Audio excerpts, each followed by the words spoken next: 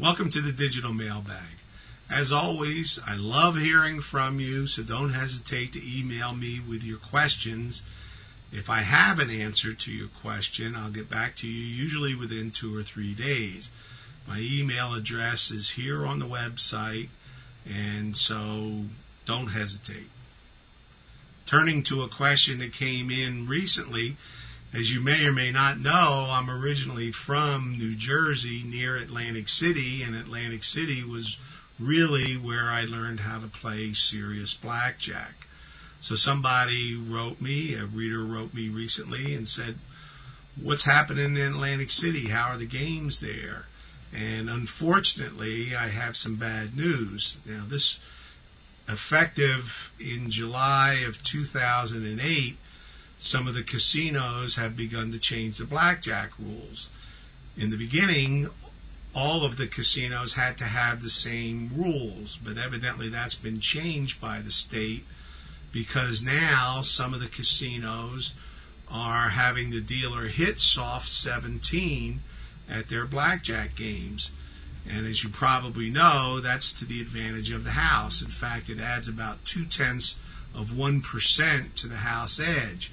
Now, they're not doing it, not all casinos are doing it, and not all tables in the casinos that are doing it are hitting on soft 17. It's generally the lower limit tables. They want to screw the little guy as usual. Nothing's changed there. But when you figure the Atlantic City game, most of them are 8 decks.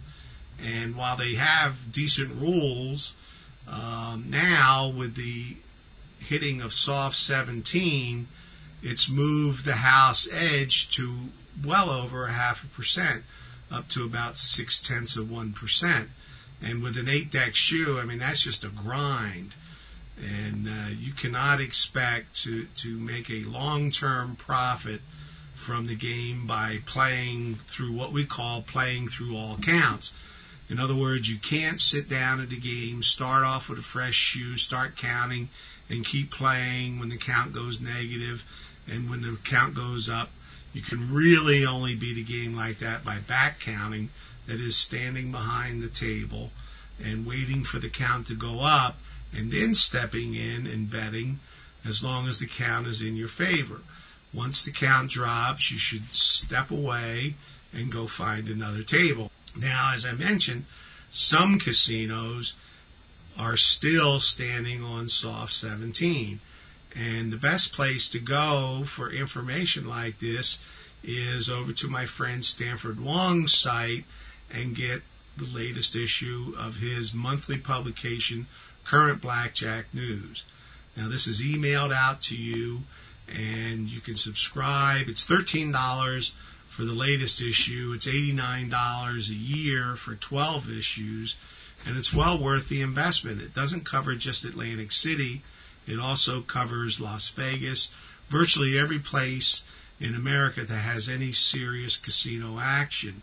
He has reporters in all those areas, like St. Louis, where I am, and they go in and they check on a monthly basis. So it's a well-prepared document, and it's definitely worth the investment if you're going to be going down to Atlantic City.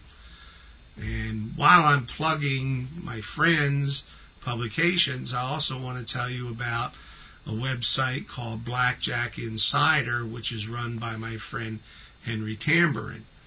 Now, Blackjack Insider, among other things, has a report on Atlantic City in every issue.